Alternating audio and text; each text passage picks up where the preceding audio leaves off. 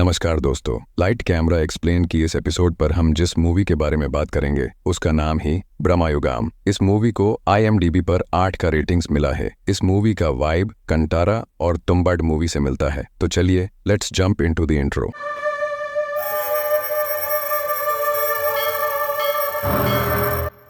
कहानी की शुरुआत में साउथ मलाबार पहाड़ियों का एक जंगल दिखाया गया है। वहां हमारी मुलाकात दो लोगों से होता है। एक का नाम कौरा और एक का नाम थेवान था। वे ऐसे लग रहे थे मानो वे कहीं से भाग रहे हों और नदी पार करने की योजना बना रहे हों। रात को थेवन की आंख लग जाता है। वह जब जागता है वो देखता ही कि कोरा वहां नहीं है। वह कोरा को ढूंढता है और देखता है कि कोरा किसी पर मंत्रमुग्ध होकर खड़ा है। वह देखता है कि एक सुंदर लड़की कोरा की ओर आ रही है। उसने ठीक से कपड़े भी नहीं पहने हैं। थेवन को पता चलता है कि वह महिला एक यक्ष थी। जैसे ही उस महिला की नजर थेवन पर पड़ी तो थेवन वहां से भाग गया। वह यक्ष मोहित कोरा को मार डालता है। थेवन अकेले जंगल में घूमता रहा। उसने नदी पार करने की योजना बनाते हैं, लेकिन उसे समझ नहीं आ रहा कि नदी कैसे पार करें। इस प्रकार वह भूख से बेहाल होकर एक प्राचीन घर के आंगन में आ गया। वहां उसे एक नारियल मिलता है और वह भूख लगने के लिए उसे खाने लगता है। फिर उसकी मुलाकात उस घर के मालिक और एक अन्य व्यक्ति से हुई जो उस घर में रसोइया का काम करता था। उनकी बातचीत से पता चलता है कि उस घर का मालिक कोदुमन पोटी है। हमें यह भी पता चलता है कि थेवन वास्तव में शाही दरबार में एक गायक था, लेकिन वह युद्ध शुरू होने से वहां से भाग जाता है। कोदुमन पोटी उसे एक गाना गाने के लिए कहता है। कोदुमन पोटी को उसका गाना पसंद आया और उसने उसे उस घर में रहने की अनुमति दे दी। उनकी बातचीत से यह भी पता चलता है कि उनमें जाति व्यवस्था विद्यमान थी, लेकिन कोदुमन पोटी इस बात पर विश्वास न करने का दिखावा करते हैं। घर का मालिक अपने नौकर से थेवन के लिए भोजन तैयार करने और उसे जो कुछ भी चाहिए उसे देने के लिए कहता है। नौकर उसे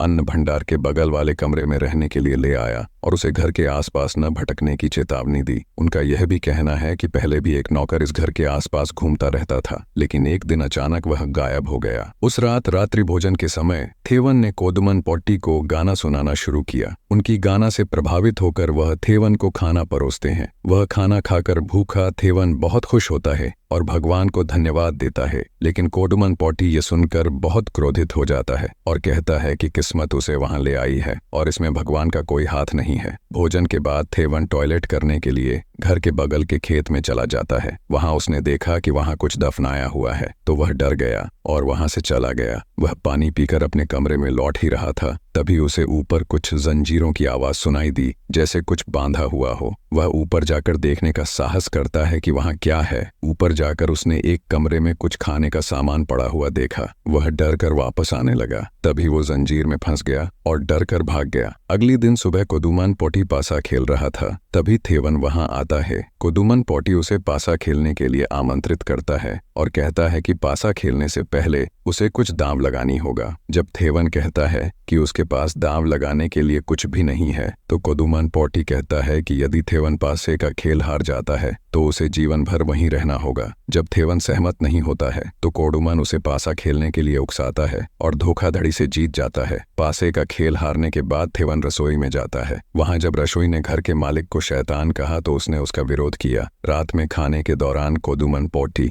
थेवन को उसका मांग के बारे में बताता है। थेवन को इस बात से बहुत आश्चर्य हुआ। कुछ देर बाद रसोईया वहां आया तो घर के मालिक ने उससे और खाना मांगने लगा। रसोई बोला कि अब और खाना नहीं बचा है। जब घर का मालिक क्रोधित हो जाता है तो थेवन देखता है कि घर में सभी चीजें कांपने लगीं और मालिक रसोइये का गला घोंटकर उसे मारने जाता है। इसमें थेवन समझता है कि कोदुमन पोटी के पास कुछ मायावी शक्ति है। उस रात थेवन रसोइये के पास जाता है और सच्चाई जानना चाहता है। उनकी बात से सहमत होते हुए रसोइये ने उन्हें घर का इतिहास बताया। वो बोला कि चोदुलान पोटी नाम का एक व्यक्ति था जो अथर्ववेद का ज्ञानी था। उसने देवी की पूजा की और देवी प्रसन्न होकर उसे एक जादू का बक्सा दिया जिसके अंदर एक राक्षस था जो सभी इच्छाओं को पूरा कर सकता था। लेकिन पोटी राक्षस को बंदी कर लेता है और उसे मारने लगता है। लेकिन एक दिन राक्षस को गुस्सा आ गया और उसने पोटी को मार डाला। राक्षस मुक्त हो गया और घर पर कब्जा कर लिया और घर के सभी लोगों को मार डाला। बहुत तांत्रिक आए लेकिन उस राक्षस को परास्त नहीं कर सके। अंतिम में इस घर का आखिरी वंशज कोदुमन पोटी इस घर में आता है और उसे गुलाम बना लेता है। ये बताते हुए उसने ये भी बताया कि अगर वह रात में इधर उधर घूमेगा तो पोटी उसे भी मार डालेगा। बाद में थेवान ने पोटी को एक अर्धनग्न यक्ष के साथ संभोग करते हुए भी देखा।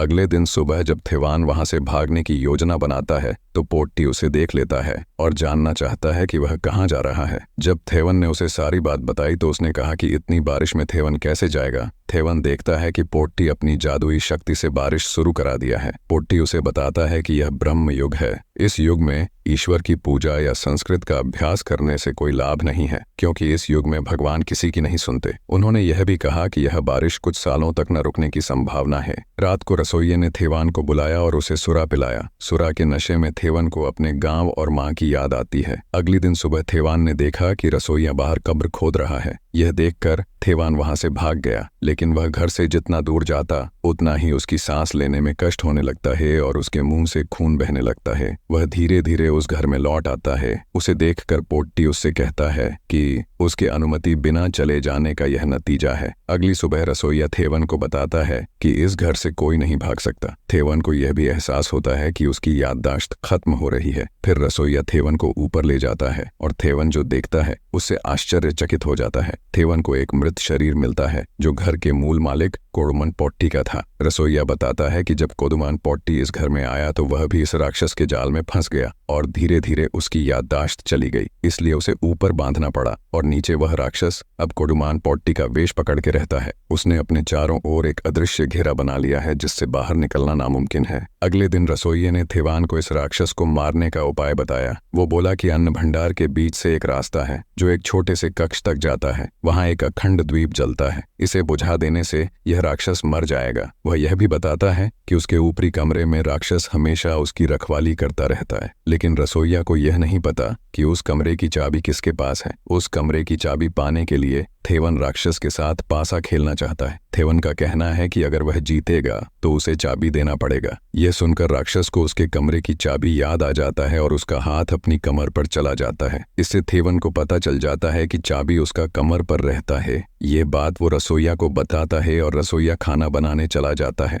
थेवन चाबी चुराने की योजना बनाने लगता है। वहां राक्षस रसोई में आता है और रसोइये को पीटने लगता है। दरअसल वह इस बात से नाराज थे कि रसोइये ने थेवन को उसका सुरा पिला दिया था। उस रात थेवन गाना प्रस्तुत करने के बाद निद्रित अवस्था में राक्षस की कमर से उस चाबी की खोज की। इससे राक्षस की नींद टूट जाती है और वह थेवन को मारने चला जाता है। वो थेवन को मार ही डालता, लेकिन उसी समय वो छोटी कक्ष खोलने का आवाज आता है और राक्षस को ये एहसास होता है कि सुबह वो रसोई उसका चाबी चुरा लिया था। रसोइये ने उस द्वीप को बुझा दिया। इससे राक्षस डर कर भाग जाता है। थेवन अंधेरे में आगे बढ़ता है और एक कमरे में पहुंच जाता है जहां तंत्र साधना की बहुत सी सामान रखी हुई थी। रसोइया वहां आता है और थेवन को बताता है कि यह बक्सा देवी चौदुलन पोट्टी के दिया था। राक्षस को सूर्योदय से पहले उस बक्से में बंद करना होगा। वह थेवन को यह भी बताता है कि राक्षस अब से उन्हें मानसिक रूप से चोट पहुंचाता रहेगा। कुछ देर बाद उन्होंने राक्षस को ढूंढा और उसे बाहर आने के लिए कहा। तब राक्षस कहता है कि वह नीची जाति के लोगों का आदेश मानने के लिए बाध्य नहीं है। तब रसोइया ने कहा कि उसके अंदर कोडुमन पोट्टी का खून बह रहा है। दरअसल कोडुमन पोट्टी को एक नौकरानी से एक बेटा हुआ था और अब वह इस घर को उस राक्षस से मुक्त करने आया है। उनकी बातचीत के दौरान थेवन ने राक्षस को चाकू मार दिया और उसे घायल कर दिया। राक्षस उस पर पलट के वार करता है और वह बेहोश हो जाता है। कुछ देर बाद उसे होश आया तो उसने देखा कि राक्षस और रसोइया दोनों वहां नहीं थे।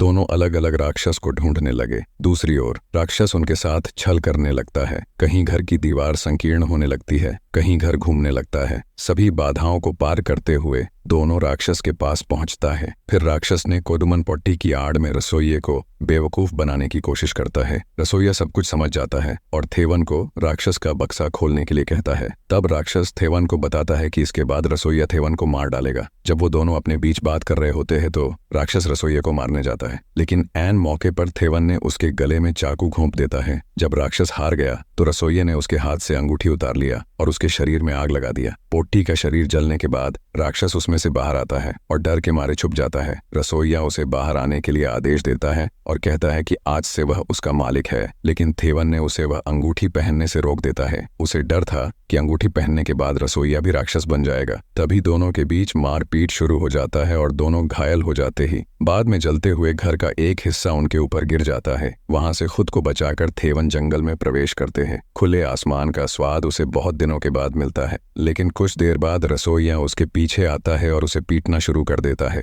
लेकिन थोड़ी देर बाद वह हैरान रह जाता है। वह देखता है कि थेवान ने अपने दाहिने कान में बालियां पहन रखी हैं, जबकि वह अपने बाएं कान में बालियां पहनता था। उसे एहसास होता है कि यह थेवन के रूप में वो राक्षस है और अब वह अंगूठी उनके हाथ में है। वह उससे खुद को बचाकर नदी के उस पार भागने लगता है, लेकिन वह पोर्तुगीज सैनिकों के सामने आ जाता है। सैनिकों को उससे खतरा महसूस होता है और उसे गोली मार देता है। इस तरह की मूवी एक्सप्लेन वीडियोस देखने के लिए हमारे चैनल को फॉलो करें।